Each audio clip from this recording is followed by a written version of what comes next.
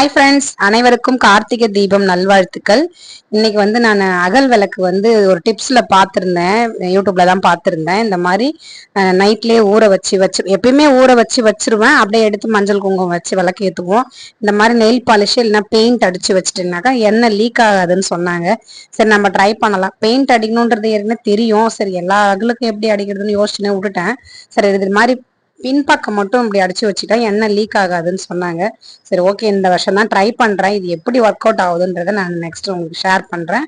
நீங்க யாரெல்லாம் இந்த மாதிரி பண்ணுவீங்கன்னு எனக்கு கமெண்ட் பண்ணுங்க. நான் இந்த மாதிரி நம்ம வீட்டில் ஏற்கனவே கிரில்லுக்கு அடிச்ச பெயிண்ட் இருந்தது, ப்ரௌன் கலரு. அதை தான் அடிச்சு வச்சிருக்கேன். காலையிலே அடிச்சுட்டேன். சரி, காயட்டோன்ட்டு ஃபேனை போட்டு அப்படியே வச்சிருக்கேன்.